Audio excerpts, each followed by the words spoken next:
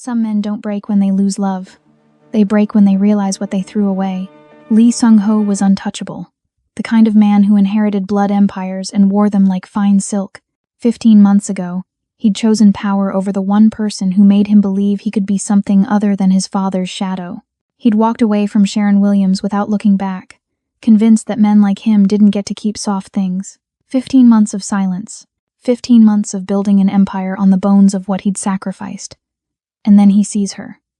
Incheon International Airport, Gate 47. She's wearing red, like a wound that never healed, and in her arms, a baby boy with eyes that mirror his own.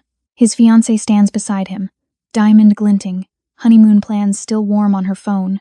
The wedding is in 3 days. The merger that will make him unstoppable is already signed.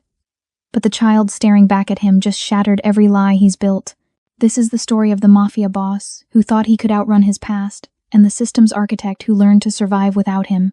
It's about the son he never knew existed, and the 8 secrets that will tear his entire world apart. Welcome to Ruthless Romance Tales. And honey, you just stepped into something you can't unsee. If you've been riding with me, you know we don't do safe here, we do dangerous, we do addictive, we do the kind of love that brands your soul and refuses to let go. And if you're new, buckle the hell up, because what you're about to witness is a collision so violent, so inevitable, it'll rewrite everything you thought you knew about romance. Hit that like button like your life depends on it. Subscribe because you're already hooked. And smash that notification bell, because missing what comes next would be a crime. Now let's watch how the mafia boss's life changes forever. The airport tasted like recycled air and other people's goodbyes. Lee Sung-ho moved through the VIP terminal with the kind of confidence that came from never being told no. At 32, he'd perfected the art of presence. People stepped aside before he asked. Security nodded without checking credentials. Even the lighting seemed to bend around him, catching the dark ink that crawled up his neck and disappeared beneath his collar, a reminder that he'd earned his position in ways polite society pretended not to understand. His fiancée, Min-ah, walked 3 steps behind in emerald silk, her phone pressed to her ear, finalizing details for a wedding that would unite 2 of Seoul's most powerful families. She was beautiful in the way expensive things were beautiful. Flawless, cold, exactly what his position required. The diamond on her finger caught the overhead lights as she laughed at something her wedding planner said, and Sung-ho felt nothing. He'd stopped expecting to feel anything 8 months ago when he'd finally agreed to this arrangement. Everything was choreographed. The flight to Santorini, the private villa, the carefully orchestrated union that would cement his control over the eastern ports. His father had died 18 months ago, leaving him an empire that demanded he become someone harder, someone colder, and in 72 hours, he'd have everything a man in his position could want. Then the doors to Gate 47 opened, and his heart stopped. She stood framed against the floor-to-ceiling windows, the late afternoon sun turning her into a silhouette he'd spent 15 months trying to forget. Sharon Williams. Her name hit him like a physical blow, stealing the air from his lungs. She wore red, deep crimson, that made her dark skin glow like warm amber, and for a moment, time folded in on itself. He was back in her apartment. The morning everything changed.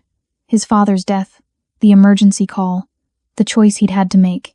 He'd kissed her forehead that last morning, whispered promises he'd known were lies even as he'd made them, left before she could wake up and see the coward he really was. But Sharon wasn't looking at him. She was looking down, adjusting the blanket wrapped around the infant in her arms. Sung-ho's vision narrowed. The airport noise faded to white static. His carefully constructed world tilted on its axis. The baby turned its head, and Sung-ho saw his own face staring back at him. Same dark eyes, serious even in infancy. Same exact shape to the brow. The same expression he'd seen in his childhood photographs, the ones his mother had burned after his father's funeral. This wasn't coincidence. This wasn't his imagination. This was biological certainty wrapped in a soft blue blanket. His hand released Min-ah's arm. He didn't remember deciding to let go. His feet carried him forward, autopilot overriding every survival instinct that screamed at him to turn around, to pretend he hadn't seen, to protect the life he'd built on the grave of what he'd destroyed. 10 feet. 5. Min-ah's voice cut through the fog, sharp and confused. Sung-ho, what are you doing? He didn't answer. Couldn't. Every word he'd ever learned had evaporated. Sharon must have felt his approach because she turned. Their eyes met across 3 feet of space that might as well have been the ocean he'd put between them 15 months ago. Her face was different, The softness he remembered had been replaced by something sharper, something that had learned to survive without him. But it was still her, still the woman who'd made him believe, for 6 beautiful months, that he could be more than his father's son. She didn't look surprised. She looked tired. Sharon. His voice came out wrecked, barely above a whisper. Sung-ho. She said his name like it was a fact. No emotion, no inflection, just acknowledgement. The baby made a soft sound, and Sung-ho's gaze dropped back to the child. His son. The word settled into his chest like a blade. How old? 6 months. Sharon shifted the baby's weight, and Sung-ho noticed the way she angled her body, instinctively protective. His name is Elias. 6 months. The math crashed into him like a freight train. She'd been pregnant when he left. She'd known. Or maybe she'd found out days after, weeks after, alone in that apartment while he'd been drowning himself in his father's empire. He'd missed the birth. The first smile, the first time those eyes had opened and looked at the world. 6 months of his son's life. Gone. Because he'd been too much of a coward to choose love over legacy. Behind him, Minna's heels clicked closer. Who is this? Her voice carried the kind of edge that came from a lifetime of getting exactly what she wanted. Sharon's eyes flicked past Sung-ho to his fiancée, taking in the emerald dress, the diamond, the possessive way Minna's hand reached for his arm. Something flickered across Sharon's face. Not jealousy. Something colder. Recognition. No one important, Sharon said, but she was looking at Sung-ho when she said it. Just someone he used to know. The words hit harder than any accusation could have. Used to know. Past tense. As if 15 months had erased everything they'd been to each other. As if the child in her arms hadn't been created from nights when he'd believed, for just a moment, that he could be more than blood and violence. Sharon, wait. Congratulations on your engagement. She cut him off, her voice perfectly level. I saw the announcement. Very strategic match. She adjusted Elias again, and Sung-ho caught a glimpse of a boarding pass tucked into her purse. Jeju Island. One way. We need to board. You can't just... His hand reached out instinctively, but he stopped himself before touching her. He wasn't sure he had that right anymore. I can, actually. Sharon's eyes met his, and for the first time, he saw something beyond the exhaustion. Something that looked like carefully controlled rage. I've been doing everything without you for 15 months, Sung-ho. I got very good at it. She walked past him, carrying his son toward the gate, and Sung-ho stood frozen, watching the 2 most important people in his life disappear into a crowd of strangers. Minna's hand tightened on his arm, her nails digging in through his jacket. Who was that? Sung-ho couldn't answer. Couldn't think. Behind him, he heard Minna's phone ring, heard her step away to answer it, her voice dropping to an urgent whisper. But none of it mattered. Nothing mattered except the red dress vanishing through the gate and the child who had his eyes. He'd spent 15 months building an empire. And in 30 seconds, he'd discovered he'd built it on the wrong foundation. The fluorescent lights buzzed overhead. Someone's suitcase wheel squeaked past. The gate agent called for final boarding. And Lee Sung-ho, the man who controlled half of Seoul's underground, stood paralyzed in the middle of an airport, finally understanding what it meant to lose. Minna returned to his side, her expression unreadable. Her phone was still in her hand, screen glowing. We need to leave. Now. I need to talk to her. No. Minna's voice was flat. You need to get in the car, go home, and forget you saw anything. Sung-ho looked at her, really looked at her, and saw something in her eyes that made his instincts scream. What did you just do? Minna smiled, and it didn't reach her eyes. I called my father. He's very interested in meeting the woman who could ruin our merger. She glanced toward the now empty gate, then back at him. Jeju Island is small, Sung-ho. Very easy to find someone there. The threat hung in the air between them, unspoken but crystal clear. Sung-ho's jaw tightened. If you touch her, you'll what? Minna's smile widened. Choose her over your empire? Over everything your father built? Over everything you've become? She stepped closer, her voice dropping to a whisper. We both know you already made that choice 15 months ago. Don't pretend you're a different man now. The words were poison, but they were also truth. He had chosen. He'd walked away, and now Sharon was walking away from him, taking his son to an island Minna's family could reach with a single phone call. The overhead speakers crackled. Final boarding for Jeju. Last call. Sung-ho's hands curled into fists at his sides. He had 72 hours until the wedding. 72 hours until the merger was finalized and Minna's family became untouchable. 72 hours to figure out how to protect the woman he'd abandoned and the son he'd never known existed. The gate door closed with a hollow thud, and Sung-ho realized, with the kind of clarity that only came from absolute catastrophe, that the next 3 days would determine whether he spent the rest of his life as a king or as a father. He couldn't be both. Not anymore. The car ride back to his penthouse was suffocating. Minna sat beside him in silence, her phone dark now, resting in her lap like a loaded weapon. Lieutenant Jin drove, his eyes occasionally flicking to the rearview mirror, watching Sung-ho with the kind of concern reserved for men who looked like they were about to shatter. Sung-ho stared out the window, watching Seoul blur past. Neon signs, street vendors, couples walking hand in hand, normal people living normal lives. None of them knew they were driving past a man who'd just had his entire world rewritten in 30 seconds. Elias. The name echoed in his skull. His son, 6 months old. 6 months of existence that Sung-ho had missed because he'd been too busy becoming the man his father had demanded he be. Too busy consolidating power, eliminating rivals, building an empire on the foundation of everything he'd sacrificed, including her. Sharon's face haunted him. Not the soft, smiling woman he remembered from 15 months ago, but the harder version he'd just seen. The one who'd looked at him with exhaustion instead of love. The one who'd called him someone she used to know, like he was a stranger instead of the man who'd held her through nightmares, who'd laughed at her terrible cooking, who'd promised her forever and then disappeared before sunrise. You're thinking about her. Minna's voice cut through his thoughts, sharp and clinical. Sung-ho didn't answer. Understandable, she continued, examining her nails like they were discussing the weather. Finding out you have a child is shocking. But it doesn't change anything, Sung-ho. The wedding is still happening. My father has already transferred half the merger funds. Backing out now would be financial suicide.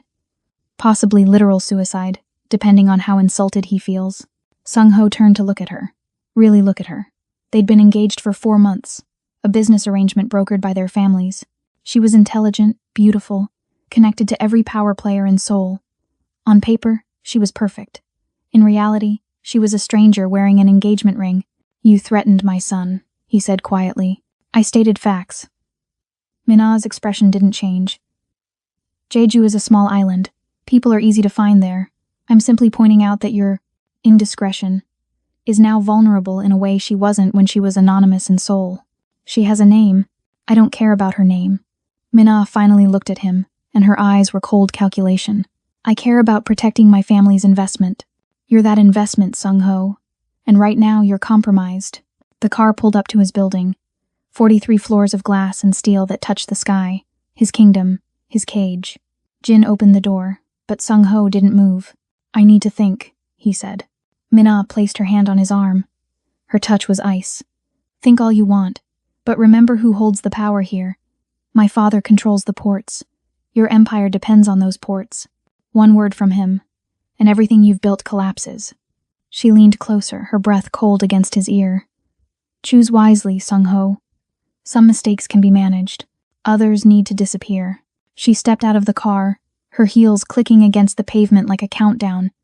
Jin waited, holding the door, his expression carefully neutral.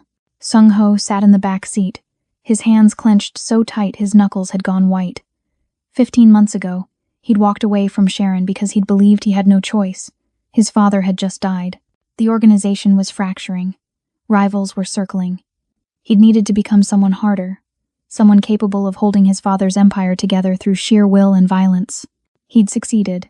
In 15 months, he'd crushed 3 rival families, expanded into new territories, and positioned himself as one of the most powerful men in Seoul's underworld.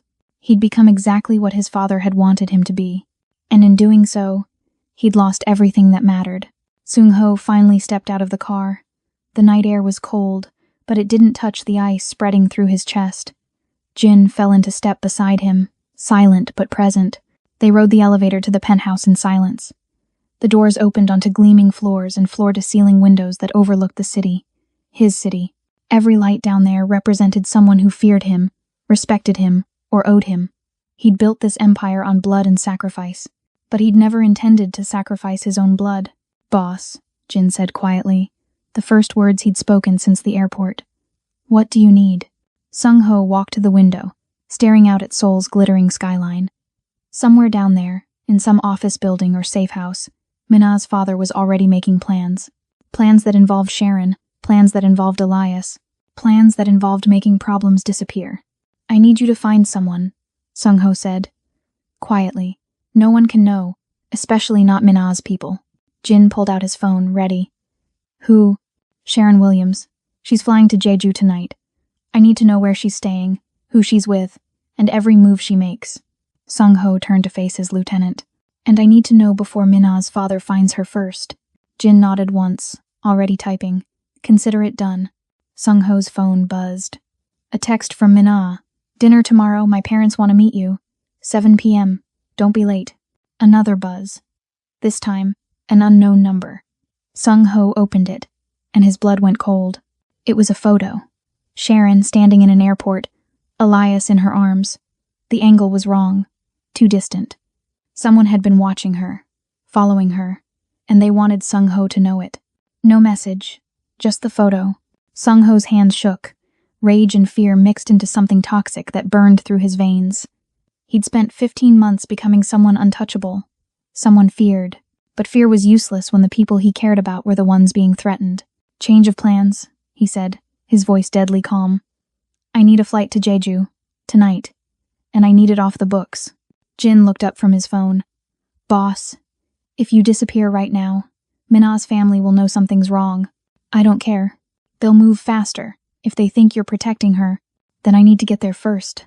Sung-ho grabbed his jacket, his mind already racing through possibilities. How long to arrange the flight? 2 hours? Maybe less. Do it. Sung-ho headed for the door, then stopped. "And Jin? If anyone asks where I am, you don't know. Understood?" Jin's expression was unreadable. "Understood." Sung-ho left the penthouse, his heart pounding against his ribs. He'd walked away from Sharon once because he'd believed he had no choice. He'd convinced himself that men like him didn't get to have families, didn't get to have love, didn't get to have anything that made them human. He'd been wrong, and now his son, his blood, was on an island with a target painted on his back because Sung-ho had been too weak to fight for what mattered. Not anymore. The elevator descended, carrying him down from his glass tower toward something that felt dangerously close to hope, or maybe desperation. He couldn't tell the difference anymore. His phone buzzed again. Another photo. This time, it was Sharon boarding the plane, Elias's tiny hand visible against her shoulder. The message that followed made his blood turn to ice. "She looks tired. Traveling alone with a baby must be exhausting. Accidents happen so easily when you're tired.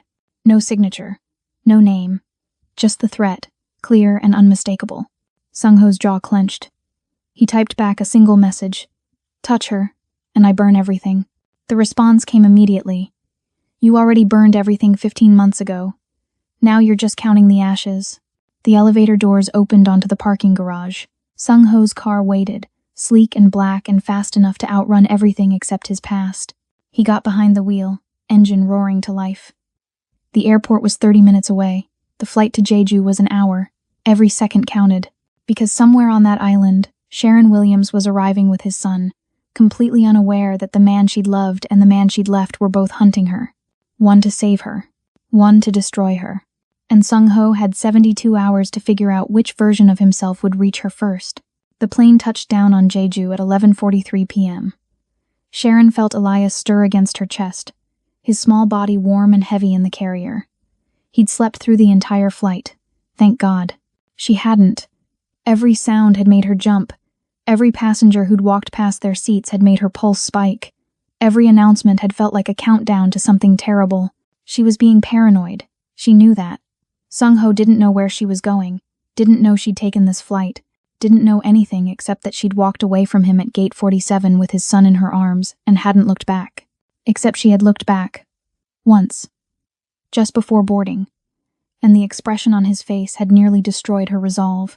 Sharon shook her head, forcing the memory away. She couldn't afford to think about Sung-ho's face, couldn't afford to remember the way his voice had cracked when he'd said her name, couldn't afford to wonder if the shock in his eyes had been real or just another manipulation from a man who'd already proven he was very good at lying. The airport was nearly empty at this hour. Sharon collected her single suitcase from baggage claim, adjusted Elias in the carrier, and headed for the exit. The rental car company had promised a vehicle would be waiting. Something small and inconspicuous. The kind of car that didn't draw attention. The kind of car that helped people disappear. Outside, the night air was cooler than Seoul, carrying the salt smell of the ocean. Sharon found her rental, loaded her suitcase, and carefully transferred Elias to his car seat. He whimpered but didn't wake. 6 months old, and he'd already learned to sleep through chaos. Just like his mother, Sharon slid behind the wheel and pulled up the GPS. The address she'd memorized glowed on the screen. A small house on the eastern coast, away from the tourist areas, isolated, private, safe. Or at least, that's what she'd told herself when she'd rented it 3 weeks ago, back when finding Sung-ho again had seemed like an impossibility rather than an inevitability. The drive took 40 minutes. Dark roads, scattered streetlights, the occasional house with warm windows. Normal people living normal lives. Sharon envied them. They probably didn't have to run. Probably didn't have secrets that could get them killed. Probably didn't have the father of their child engaged to a woman whose family made people disappear. She'd done her research on Minna's family, the Kangs. They weren't just wealthy. They were connected to every shadow in Seoul. Money laundering, political corruption, and rumors of worse things that no one dared speak about out loud. And Minna's father, Kang Jae-sung, was the spider at the center of that web. Sharon's hands tightened on the steering wheel. She'd known going to that airport was dangerous.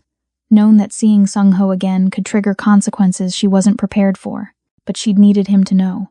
Needed him to see what he'd left behind. Needed him to understand that she hadn't just disappeared. She'd survived. And now Elias would grow up knowing his father's face, even if his father never deserved to know his. The GPS announced her destination. Sharon pulled into a gravel driveway. The house was exactly as advertised. Small, white, surrounded by trees. The ocean whispered somewhere in the darkness beyond. She could hear waves crashing against rocks. She unloaded the car quickly, carrying Elias inside first, then returning for the suitcase. The house smelled like wood and sea salt. Clean, empty, safe. Sharon locked the door behind her. Triple-checked it, then checked the windows. All secure. She was being paranoid again. Elias started crying. Hungry. Sharon settled into the small living room's worn couch and fed him, her mind drifting despite her best efforts. Back to Seoul, back to the airport, back to the moment Sung-ho had looked at his son for the first time and his entire face had gone pale. That hadn't been fake. She knew Sung-ho's tells, knew when he was performing and when he was breaking, and at that airport, he'd been breaking. Good, the bitter part of her whispered. Let him break. Let him feel even a fraction of what she'd felt 15 months ago when she'd woken up alone, pregnant, and abandoned by the only man she'd ever loved. But the softer part of her, the part she tried to bury, wondered if maybe she'd been wrong. Maybe he really hadn't known. Maybe when he'd left that morning, he'd had no idea what he was leaving behind. Elias finished eating and fell back asleep. Sharon carried him to the bedroom, laid him gently in the portable crib she'd set up earlier that week during her preparation trip. She stood there for a long moment, watching his tiny chest rise and fall, his perfect face peaceful in sleep. He looked so much like Sung-ho, it physically hurt. Sharon's phone buzzed. She pulled it from her pocket, expecting spam. Instead, it was an email from an address she didn't recognize. No subject line, just an attachment. She opened it.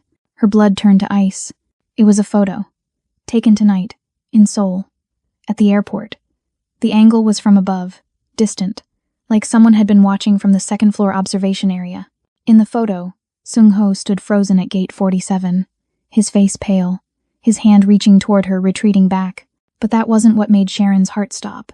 In the background, barely visible in the crowd, was a man, Asian, 30s, expensive suit. And he was looking directly at Sharon and Elias with an expression that made her skin crawl. The email pinged again. A message this time, just 2 lines. You have something that belongs to powerful people. Running to islands won't save you. Sharon's hands shook. She deleted the email immediately, then checked every lock in the house again. All secure. But security was an illusion. If someone had her email, they had more. If someone had been watching her at the airport, they knew where she'd gone. She pulled Elias from the crib, held him against her chest, felt his heartbeat against hers, her baby, her son, the only good thing that had come from loving a man who'd left her behind. Sharon walked to the window, peering through the curtains at the dark driveway. Empty, silent, just trees and shadows, and the distant sound of waves. But somewhere in that darkness, someone was watching, and they wanted her to know it. Sung-ho's private jet landed on Jeju at 1:17 a.m. He hadn't slept, hadn't eaten, hadn't done anything except stare at his phone, waiting for another threatening message that never came. The silence was worse than the threats. Silence meant planning. Silence meant someone was already moving. Jin met him on the tarmac with a tablet and a grim expression. "I found her.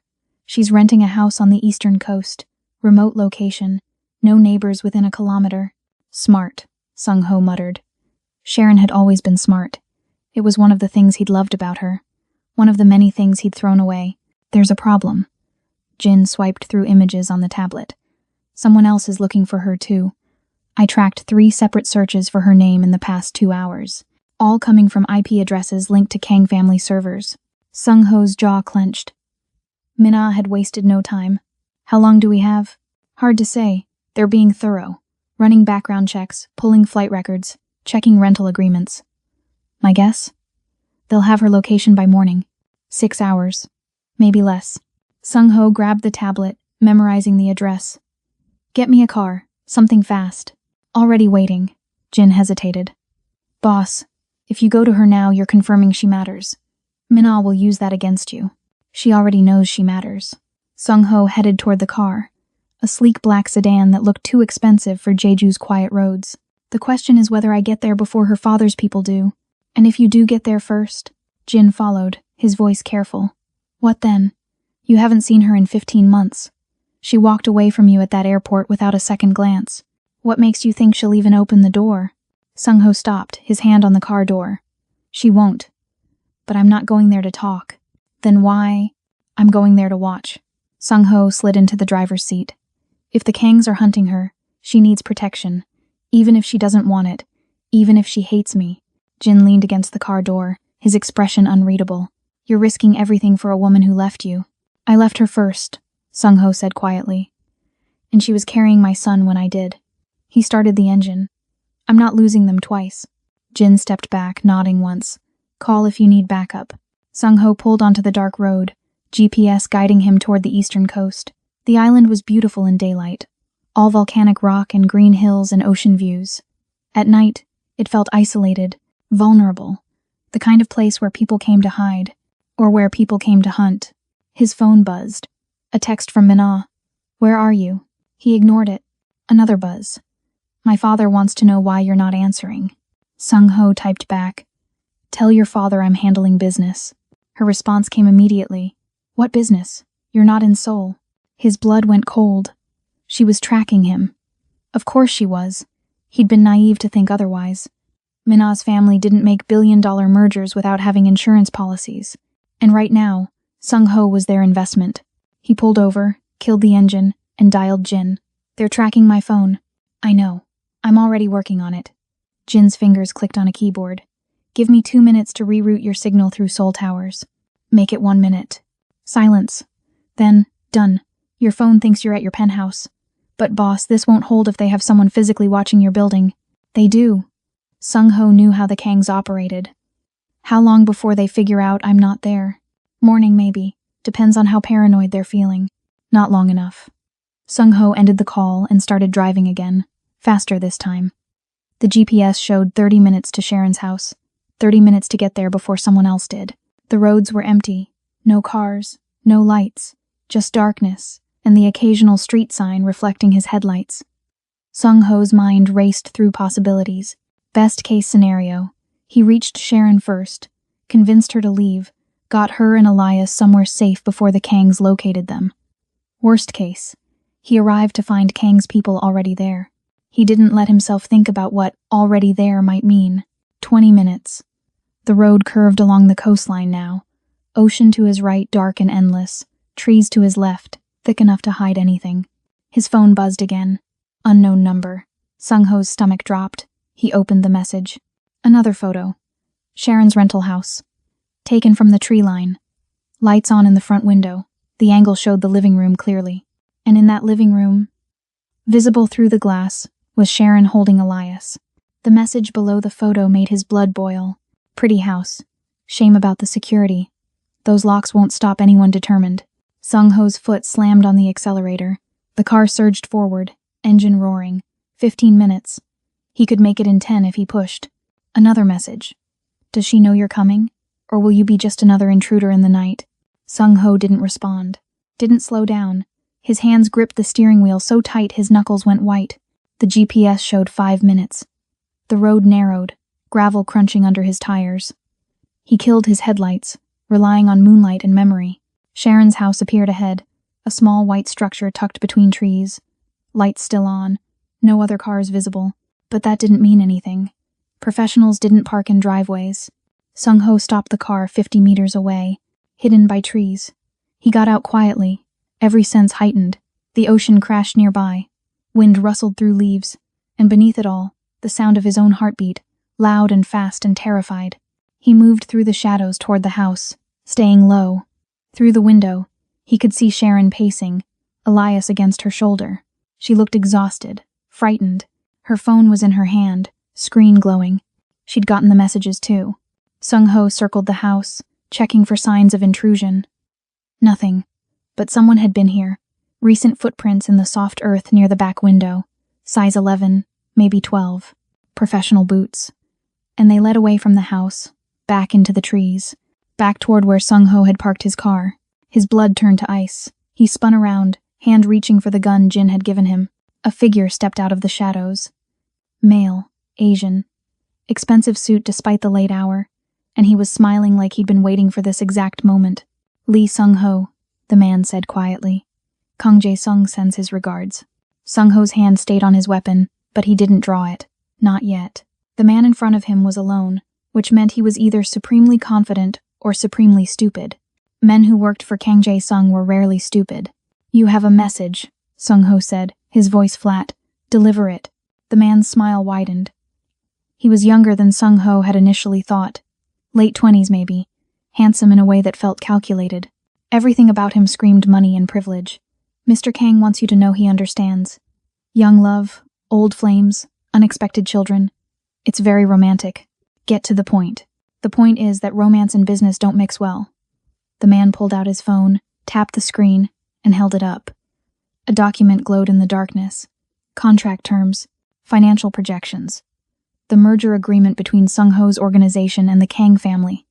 This represents 18 months of negotiation, billions of dollars, political connections that took decades to build. Are you really willing to throw it all away for a woman who clearly wants nothing to do with you? Sung-ho's jaw clenched. She has a name. I'm sure she does. The man pocketed his phone. But names don't matter. What matters is that you're here, on this island, when you should be in Seoul preparing for your wedding. Mr. Kang finds that concerning. Tell Mr. Kang I'm handling personal business. Your personal business is his business now. The moment you signed that contract, your life became part of a larger equation. The man gestured toward Sharon's house. That woman and that child, they're variables that don't fit. Mr. Kang prefers clean mathematics. Sung-ho took a step forward, closing the distance. If you're threatening her, I'm not threatening anyone. The man held up his hands, still smiling. I'm simply explaining reality. Mr. Kang is a businessman. He solves problems efficiently. Right now you have a problem. He's offering to solve it for you. I don't need his help. Don't you?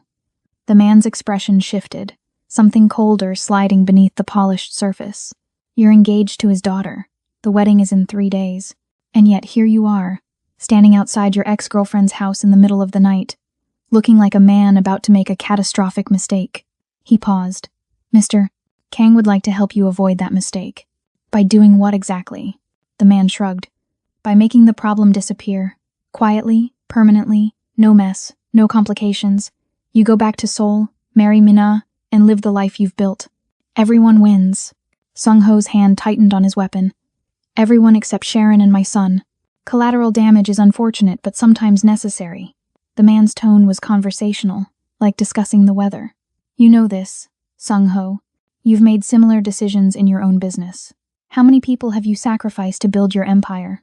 What makes these two different? They're mine. The words came out before Sung-ho could stop them.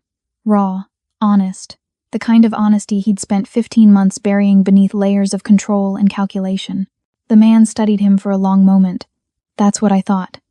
That's what Mr. Kang thought too. He stepped back, creating distance, which is why he sent me with a different offer. I'm listening. Walk away. Now. Tonight. Get back on your plane, return to Seoul, and forget you ever saw her at that airport. The man's voice dropped. In exchange, Mr. Kang guarantees her safety. She can stay on this island, raise your son, live whatever small life she wants, untouched, protected, as long as you stay away. Sung-ho's mind raced. It was a trap. Had to be. Men like Kang Jae-sung didn't make promises out of kindness. But the alternative was bringing Sharon and Elias back into his world, into the violence and politics and danger that came with being connected to him. And if I refuse, then Mr. Kang stops offering protection and starts offering solutions. The man's smile vanished entirely. You're a smart man, Sung-ho. You understand how this works. You can have your empire or you can have her. But you can't have both. Not anymore. Sung-ho looked past the man toward Sharon's house. Through the window, he could see her sitting now, Elias asleep on her shoulder. She looked peaceful, safe, everything she wouldn't be if he brought her back into his life. How do I know he'll keep his word? Sung-ho asked quietly. You don't. But you know what happens if you refuse. The man pulled out a business card, held it out. You have until sunrise to decide. After that, Mr. Kang makes the decision for you. Sung-ho took the card. Heavy stock, embossed lettering. Just a phone number, nothing else. The man turned to leave, then paused. For what it's worth, I hope you choose wisely. That child deserves a father, even if that father has to love him from a distance. He disappeared into the trees, footsteps fading into the sound of wind and waves. Sung-ho stood alone in the darkness, card burning in his hand like evidence of a deal with the devil. He looked at Sharon's house, at the woman he'd loved, at the son he'd just discovered, at everything he'd thought he wanted 15 months ago before his father's death had forced him to become someone else. Inside the house, a light turned off. Sharon was going to bed, completely unaware that her life had just been bargained over like property, completely unaware that the man she'd once loved was standing 50 meters away, deciding whether to save her or destroy her. Sung-ho pulled out his phone, stared at the number on the card. Sunrise was 4 hours away. 4 hours to choose between the empire he'd built and the family he'd abandoned. 4 hours to decide what kind of man he really was. His phone buzzed. A text from Jin. Boss, we have a problem. Mina just boarded a private flight to Jeju. ETA, 2 hours. Sung-ho's decision time had just been cut in half. And Mina coming to the island changed everything. Sharon couldn't sleep. Every creak of the house sounded like footsteps. Every rustle of wind sounded like whispers. She'd checked the locks 6 times, pulled the curtains closed, positioned herself where she could see both the front door and Elias's crib simultaneously. The email had shaken her more than she wanted to admit. Someone knew where she was. Someone had been watching her in Seoul. And that someone wanted her to know she wasn't safe. She pulled out her laptop, the blue glow illuminating her face in the dark living room. Her fingers moved across the keyboard with practiced speed. Muscle memory from years of work she'd left behind when Elias was born. Systems architecture. Network security. Digital forensics. Skills she'd sworn she'd never use again. But desperate times required desperate measures. Sharon pulled up the email header, started tracing the source. Whoever had sent it had used proxy servers, routing the message through 5 different countries. Professional work, but not perfect work. Everyone made mistakes, even professionals. She cracked the first layer within 10 minutes. Tokyo server. Corporate IP address registered to a holding company she didn't recognize. She dug deeper, following the digital breadcrumbs backward through the network. Second layer. Singapore. Financial server. Encrypted transactions, offshore accounts, getting warmer. Third layer. Seoul. And there it was. The origin point. An IP address she recognized immediately because she'd seen it before, 15 months ago, when she'd been stupid enough to love a man whose world was built on secrets. Lee Sung-ho's private server. Sharon's hands froze on the keyboard. Her heart hammered against her ribs. Sung-ho had sent the email. Sung-ho had the photo of her at the airport. Sung-ho had been threatening her. No, that didn't make sense. She'd seen his face at gate 47. The shock had been real. The devastation had been real. He hadn't known about Elias. She'd stake her life on it, which meant someone else had access to his server. Someone close enough to use his systems. Someone who wanted Sharon to think the threats were coming from him. Mina. The realization hit like ice water. Min-ah had access to everything Sung-ho owned. As his fiancée, she'd have passwords, security clearances, administrative privileges, and Min-ah had every reason to want Sharon gone. Sharon's fingers flew across the keyboard again, this time searching for different information. Min-ah's digital footprint, social media, financial records, anything that might give Sharon leverage. What she found made her blood run cold. Min-ah wasn't just Kang Jae-sung's daughter. She was his operations technical coordinator. Money laundering, data encryption, digital evidence destruction. Every illegal transaction the Kang family made went through systems Min-ah personally designed. And 3 weeks ago, Min-ah had created a new file folder on Sung-ho's server. Title: Contingency Protocol. Sharon clicked it open, her stomach churning. Inside were documents, surveillance photos, background checks, all focused on one person, her. The earliest photo was dated 2 months ago, Sharon leaving her apartment in Seoul. Another from 6 weeks ago, grocery shopping with Elias. Another from 4 weeks ago, meeting with the Jeju rental agent. Min-ah had been tracking her for months, long before the airport, long before Sung-ho even knew Elias existed. But why? What had triggered Min-ah's interest? Sharon dug deeper, searching through file metadata, creation dates, edit logs, and there, buried in the code, she found it. A document titled Inheritance Clause, Amended. She opened it. Legal language filled the screen. Dense, complex, but Sharon had learned to read contracts when she'd worked in corporate security. She scanned through the paragraphs, her mind racing. The merger between Sung-ho's organization and the Kang family had a clause. If Sung-ho produced a biological heir before the wedding, the power structure shifted. Instead of Min-ah's family controlling 60% of the combined empire, Sung-ho would retain majority control. His bloodline would inherit everything, but only if the heir was legitimate, recognized, protected. Sharon's hands started shaking. Elias wasn't just Sung-ho's son. He was a threat to the Kang family's entire plan. They'd spent 18 months negotiating a merger that would give them control of Seoul's underworld. And Sharon's baby boy was the only thing standing between them and total power, which meant they weren't trying to scare her. They were trying to eliminate the problem before Sung-ho could legitimize it. Her phone buzzed. Another email. Same anonymous address. But this time, the message was different. You're smarter than we thought. Cute trick with the trace. But you're still in a house with one exit, on an island with one airport, holding a child worth more dead than alive. Run if you want. We'll find you. Stay and wait. We'll find you. Either way, sunrise changes everything. Attached was a live feed. Security camera footage. Except it wasn't from her house. It was from outside her house. Night vision. Real time. Showing her rental car in the driveway. Showing her front door. Showing the exact position of every window. Someone was watching her right now. Sharon closed the laptop, her breath coming in short gasps. She moved to the window, peering through a crack in the curtains. The driveway looked empty. The trees were just shadows. Nothing moved. But the camera feed didn't lie. Someone was out there. She pulled Elias from his crib, held him close. His warm weight against her chest was the only thing keeping her from complete panic. She needed to think, needed a plan, needed. Glass shattered. Not from a window. From her laptop screen, Sharon spun around. The laptop sat on the coffee table where she'd left it, but the screen was spiderwebbed with cracks, destroyed from the inside. Smoke curled from the keyboard, a remote kill switch. Someone had just fried her computer to destroy the evidence she'd found, which meant they knew she'd been digging, knew she'd found the inheritance clause, knew she understood why Elias was a target. Sharon grabbed her phone, her keys, Elias's diaper bag. She had to move, had to run. Staying in this house was suicide. She reached for the front door, then froze. Someone was standing on her porch. She could see the shadow through the frosted glass, tall, male, not moving, just standing there, waiting. Sharon backed away slowly. Elias clutched to her chest. The back door. She could. Knock, knock, knock. 3 measured strikes on the front door. Then a voice. Low, familiar, devastating. Sharon, it's me. Open the door. Sung-ho. The man she'd loved. The man who'd abandoned her. The man whose server had just been used to threaten her life.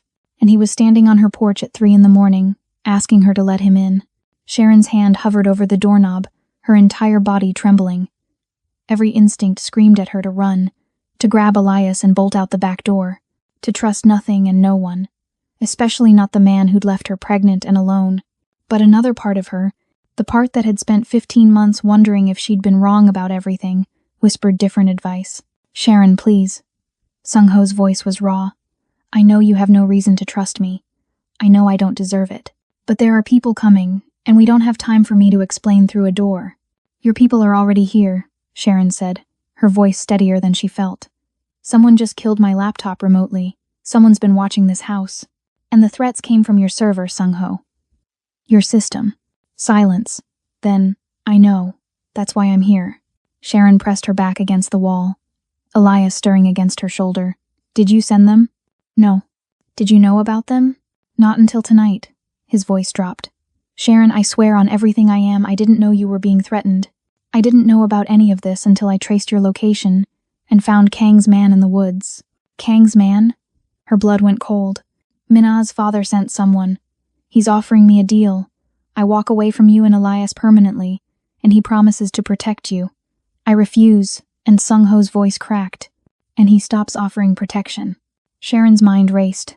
The inheritance clause, the surveillance, the threats. It all made horrible sense. The Kangs needed Elias gone, but they needed Sung-ho complicit. They were forcing him to choose between his empire and his son. What did you tell him? She asked. I haven't decided yet. Honest. Devastating. That's why I'm here. Because I need you to understand something before I make that choice. Understand what? That 15 months ago, when I left you, I thought I was protecting you. His words came faster now. Urgent. My father had just died. Rival families were circling. People were dying.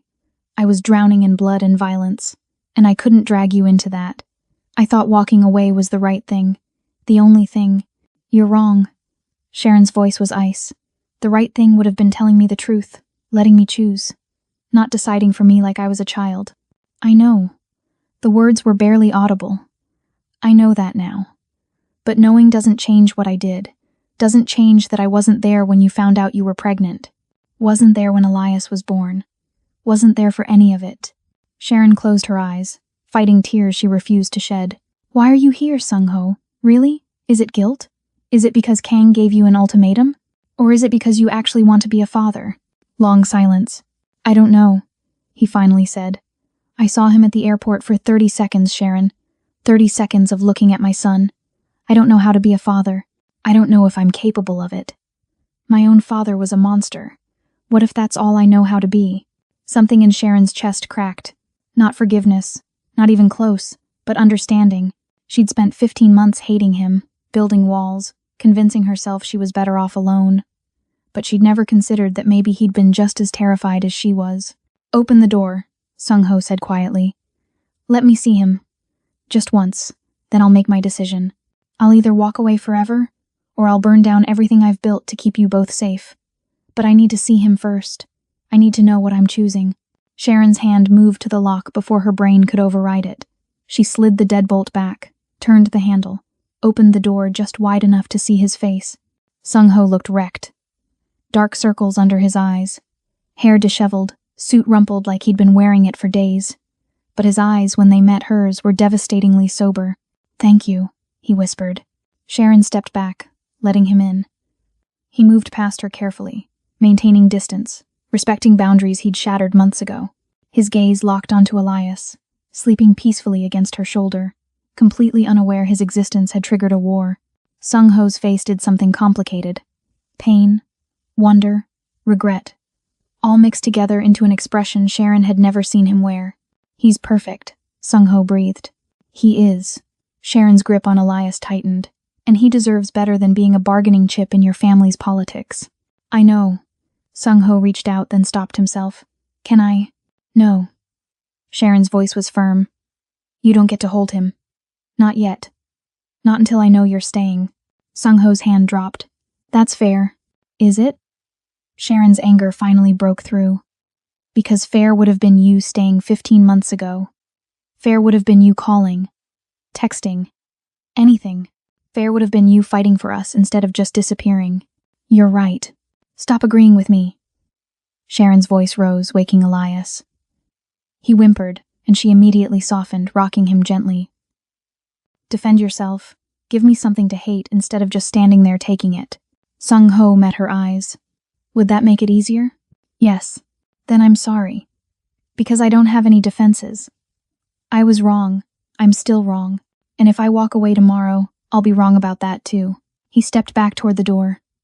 Minna is landing in 90 minutes. Her father's man gave me until sunrise to decide. That's 3 hours from now. What happens at sunrise?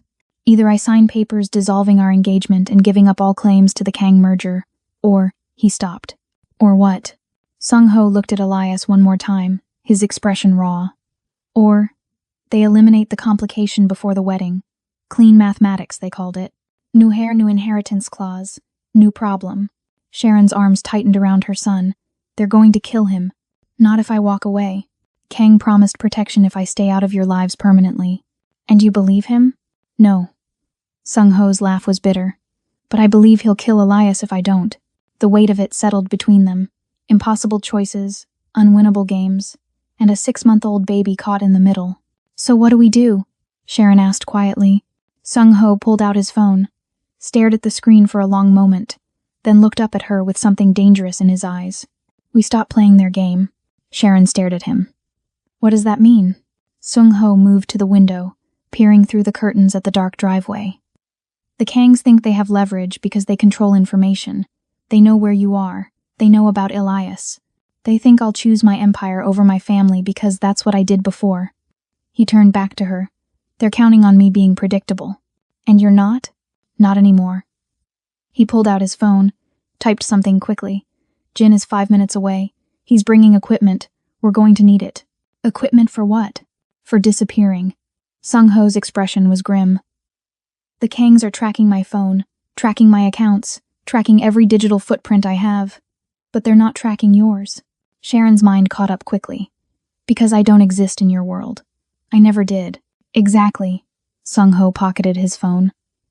When I left you 15 months ago, I scrubbed every connection between us. Deleted photos, messages, transaction records. I thought I was protecting you from my enemies. Turns out I was protecting you from my allies too. So the Kangs don't know who I really am. Sharon's systems architect brain started connecting pieces. They know I had your baby. They know I'm a threat. But they don't know about my background. What background? Sharon smiled for the first time since the airport. It wasn't a nice smile. Before Elias, I worked in corporate security. Financial systems, data encryption, network architecture. I built security systems for companies that didn't want anyone knowing their business. She shifted Elias to her other shoulder. I know how to hide things, Sung-ho. I know how to make people disappear. Something sparked in Sung-ho's eyes. Can you make us disappear? From the Kangs? Maybe. From Minna? Sharon hesitated. She's been tracking me for months. She's good, but I'm better, confident, honest. Sharon moved to her destroyed laptop, pulled out a small flash drive that had been hidden in the battery compartment. I backed up everything I found tonight. The inheritance clause, Minna's surveillance logs, financial records showing the Kang family's illegal operations. Everything. Sung-ho went very still. That's leverage. That's mutually assured destruction. Sharon held up the drive. We release this, and the Kangs go down. But so do you. Your merger, your organization, your entire empire gets exposed. I don't care about the empire. You did yesterday. Yesterday I didn't know I had a son. Sung-ho's voice was steady. Yesterday I thought power was the only thing that mattered. Today I know better. Sharon wanted to believe him. Desperately. But 15 months of abandonment made trust complicated. Words are easy, Sung-ho. What happens when Minna lands? When her father calls? When you have to actually choose? Then I choose you. He said it simply. Both of you. Whatever that costs. Before Sharon could respond, headlights swept across the windows. A car pulled into the driveway. Jin emerged carrying 2 large cases, moving quickly toward the house. Sung-ho opened the door. Jin entered, his expression professionally blank despite the situation. He nodded to Sharon. Miss Williams, you know my name. I know everything about you. Jin set the cases down. Part of the job. No offense intended. All offense taken. Sharon replied. But there was no heat in it. She was too busy watching Sung-ho open the cases. Inside were passports, cash, burner phones, and equipment she recognized immediately. Signal jammers, she said. High grade, military spec. Jin looked impressed. You know your tech. I told you she was good, Sung-ho said, pulling out 3 passports. He handed one to Sharon. Canadian identity, mother traveling with infant son. Backstory is you're visiting family in Vancouver. Sharon opened the passport. Her photo stared back at her, but the name was different. Sarah Chen. How did you get my photo? Security camera from your apartment building. Jin pulled out a tablet. I hope you don't mind. We needed it for the documents. Sharon should have been angry, should have been terrified that Sung-ho's people had been watching her. But right now, fake passports meant escape, and escape meant Elias stayed alive. What about you? She asked Sung-ho. He held up his own passport. Dead businessman. Lee Sung-ho dies tonight in a car accident on the way back to Seoul. Very tragic. Closed casket funeral. Sharon's breath caught. You're faking your death. Only way to break free. Sung-ho looked at Jin. Can you sell it? Already in motion. Jin pulled up footage on his tablet. Your car, currently being driven by someone roughly your build, will go off a cliff in approximately 30 minutes. Vehicle fire will make identification difficult. DNA samples from your medical records have been compromised. The body they'll find won't be you, but the paperwork will say it is. And Minna will be very upset to learn her fiancé died hours before the wedding. Jin's expression was carefully neutral. Tragic timing. Sharon processed this. If you're dead, the merger collapses. Completely. Sung-ho's smile was sharp. No groom, no heir, no inheritance clause. The Kangs get nothing. They'll know you faked it. Eventually. But by then we'll be gone. He looked at her seriously. This only works if you trust me, Sharon. If you get on a plane with me tonight and disappear. New identities. New lives. No empire. No organization. Just us. Just us. Sharon repeated. You're asking me to run. To hide. To raise Elias in witness protection, basically. I'm asking you to live. Sung-ho stepped closer. Whatever that looks like. Whatever you need it to look like. I'm done choosing power over people. I'm done being my father's son. He glanced at Elias. I want to be his father instead. If you'll let me. Sharon looked at the man in front of her. The man who'd left her. The man who was offering to die to save her. The man who was finally choosing them. It still wasn't forgiveness. Wasn't even close. But it was a start. Where would we go? She asked quietly. Anywhere you want. I want somewhere he can grow up normal. Somewhere safe. Then that's where we'll go.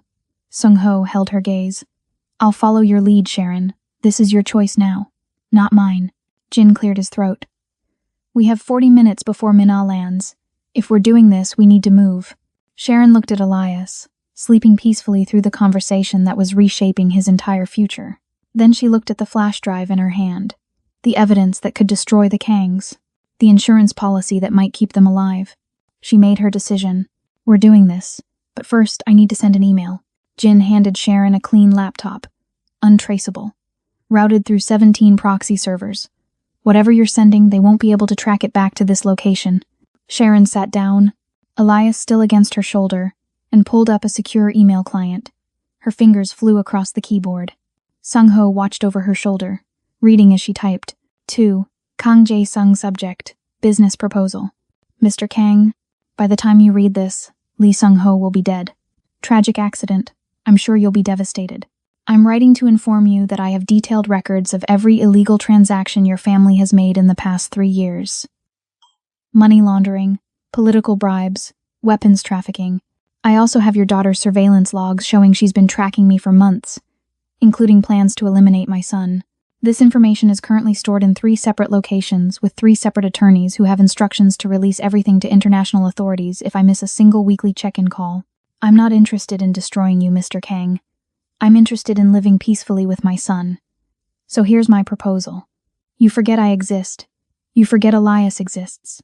You never look for us, never track us, never acknowledge we were ever part of your world. In exchange, your secrets stay buried. If you agree, delete this email and move on with your life. If you refuse, well, I hope you like prison food. Respectfully. A concerned mother. Sharon hit send before she could second-guess herself. The email disappeared into the digital ether. Sung-ho was quiet for a long moment. That's either genius or suicide. It's insurance. Sharon closed the laptop. The Kangs respect power. This shows them I have it. Do you actually have attorneys with the files? Sharon smiled. I do now. I set up automated dead man switches 3 hours ago when I first traced the threats. If I don't enter a password every week, the files automatically release to 5 different law enforcement agencies across 3 continents. Jin actually looked impressed. You did that tonight? While managing a baby? Babies sleep sometimes. I multitask well. Sharon stood, adjusting Elias. Now we run? Now we run. Sung-ho grabbed 2 of the bags Jin had brought. Private airstrip 20 minutes from here. Plane leaves in 45 minutes. We'll be in Canada before Mina even realizes I'm gone. They moved quickly, loading the rental car with essentials. Sharon secured Elias in his car seat while Sung-ho and Jin did a final sweep of the house, wiping down surfaces, eliminating evidence. Jin approached Sharon as she was buckling in. For what it's worth, he's different around you.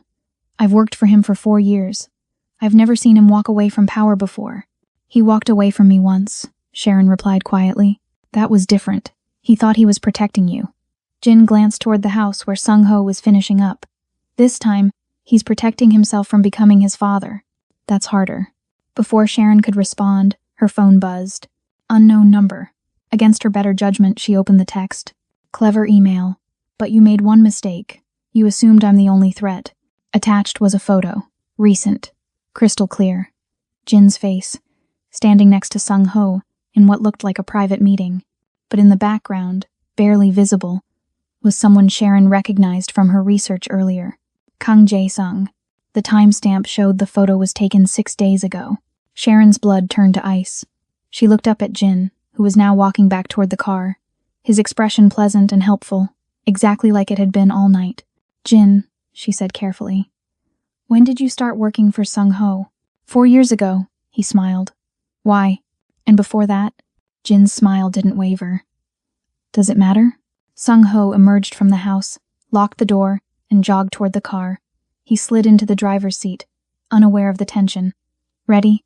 Sharon looked at Jin, at the man who'd brought fake passports and escape plans, at the man who'd been standing in a room with Kang Jae-sung 6 days ago, while supposedly being Sung-ho's loyal lieutenant. Twist #6. Jin was working for the Kangs. He'd been the inside man all along. Every move Sung-ho made, every plan, every location, Jin had been feeding it all to Mina's father, which meant their escape plan wasn't an escape at all. It was a trap. Sharon's hand moved slowly toward the door handle. Actually, I forgot something inside. Baby formula. Jin's hand shot out, gripping her wrist. Not hard enough to hurt. Hard enough to stop her. His smile never faltered. I packed formula, Miss Williams. 3 days' worth. You don't need to go back inside. Sung-ho noticed the grip. Jin, let her go. Of course. Jin released her immediately, holding up his hands in mock surrender. Just being helpful. But Sharon had seen it. The flash of something cold behind his eyes. The way his other hand had moved toward his jacket, where she'd bet everything he was carrying a weapon. They weren't going to make it to the airstrip. They weren't going to make it out of the driveway. Sung-ho started the engine, still oblivious. Jin climbed into the front passenger seat.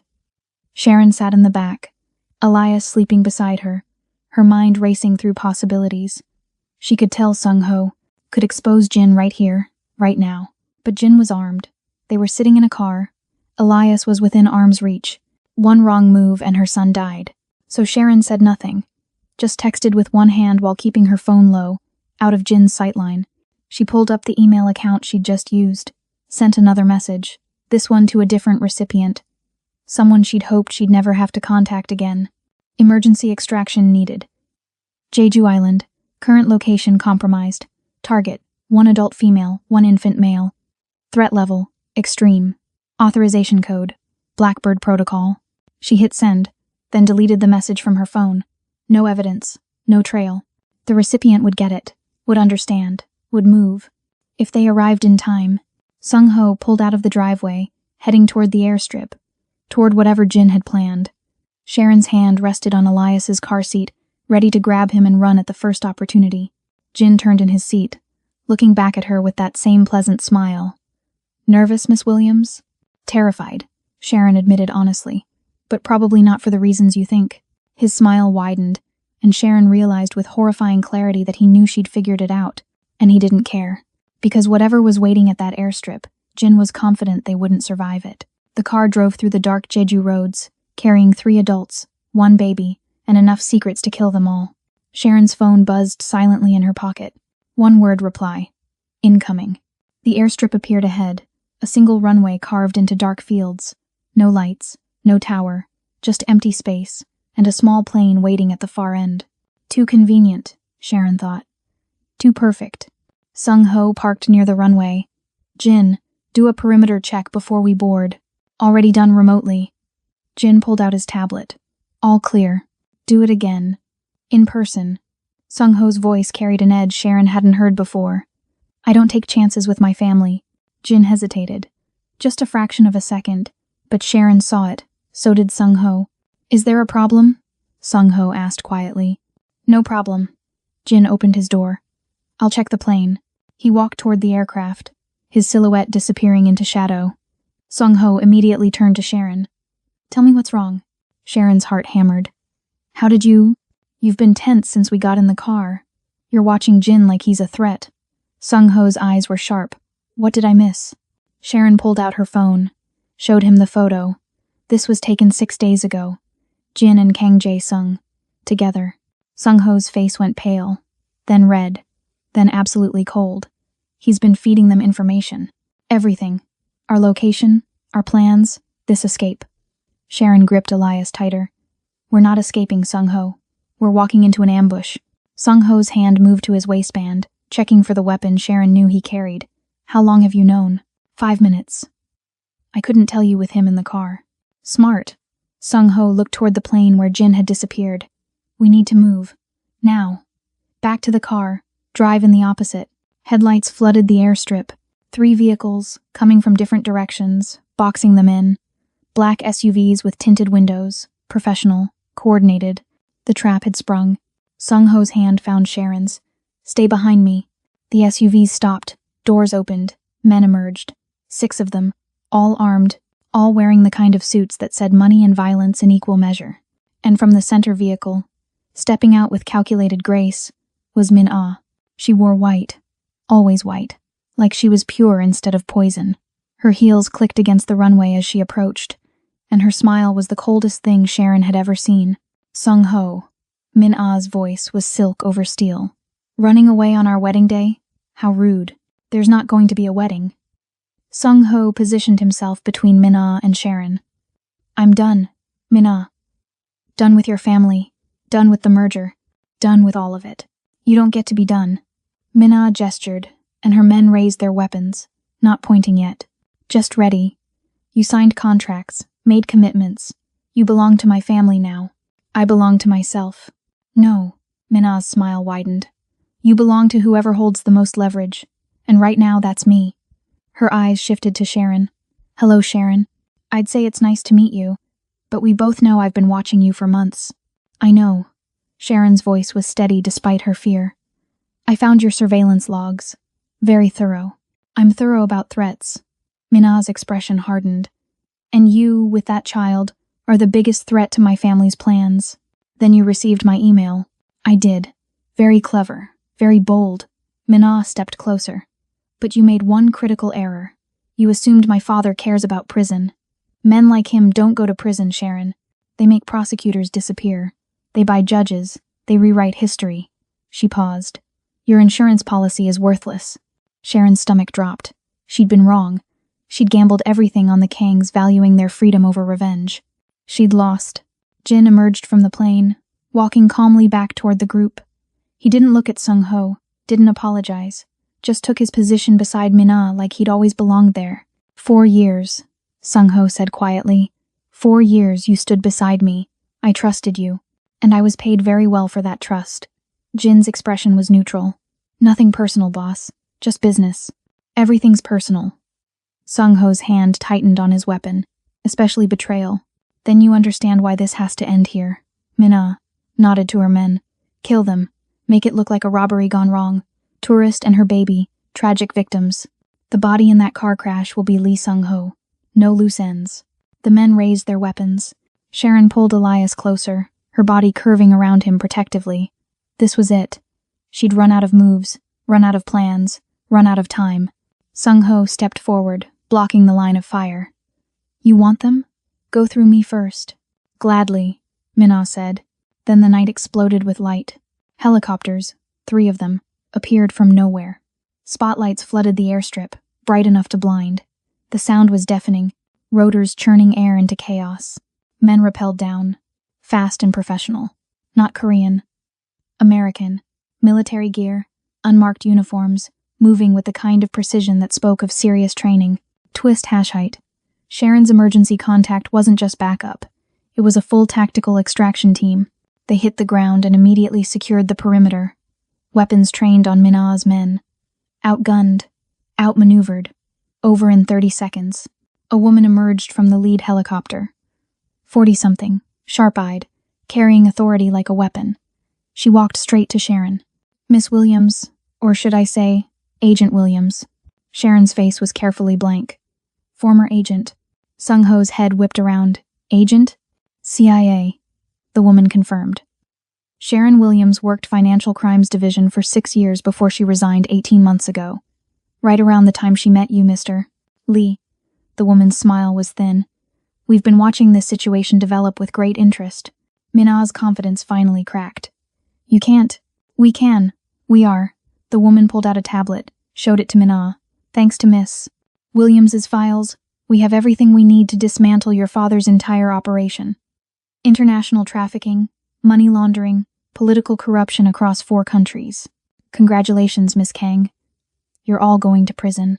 Sharon looked at Sung-ho, saw the betrayal and confusion warring on his face. I was undercover, investigating Korean organized crime. Then I met you, and everything got complicated. How complicated? His voice was hollow. I fell in love with my target. Sharon's eyes filled with tears. I was supposed to gather evidence and disappear. Instead, I got pregnant, and you left first. I resigned from the agency because I couldn't do the job anymore, couldn't betray you. But I kept the contacts. Just in case. Just in case you needed to burn me. Just in case I needed to save our son. Sharon held Elias up. I chose him, Sung-ho. I chose us. Even if it meant exposing everything. The CIA woman cleared her throat. Mr. Lee, you have 2 options. Cooperate with our investigation, provide testimony against the Kang family, and we'll consider witness protection. Or refuse and face charges yourself. Sung-ho looked at Sharon. At Elias. At the life he'd built and the life he'd destroyed. At 15 months of mistakes and 3 hours of choices. I cooperate. Full testimony, whatever you need. He stepped closer to Sharon. But they stay safe, protected. That's non-negotiable. Agreed. The woman gestured to her team. Get them on the helicopter. We leave in 2 minutes. Sharon grabbed Sung-ho's hand as they moved toward the aircraft. I'm sorry. I should have told you. You should have. His grip tightened. But you chose us when it mattered. That's more than I did. They climbed into the helicopter. Elias waking now, crying at the noise. Below, Min-ah and Jin were being restrained, their empire crumbling. As the helicopter lifted off, Sharon watched the airstrip disappear below. The trap, the betrayal, the violence they'd barely escaped. Sung-ho's arm wrapped around her shoulders. What happens now? Now we disappear for real. New lives, new names, just the 3 of us. Will you forgive me? Eventually? Sharon looked at him. Really looked at him. The man who'd left her. The man who'd come back. The man who'd chosen their son over everything he'd built. Ask me again in a year. When you've proven you can stay. Sung-ho nodded, pressed a kiss to Elias's forehead. I can stay. The helicopter banked east, carrying them toward sunrise and second chances, and a future none of them could have predicted. Behind them, the island burned with flashing lights and fallen empires. Ahead was only uncertainty. But for the first time in 15 months, Sharon felt something dangerous bloom in her chest. Hope? The house in Vancouver was small, nothing like the glass towers and luxury Sung-ho had once commanded, but the backyard had a swing set, and Elias's laughter filled the space in ways marble floors and expensive art never had.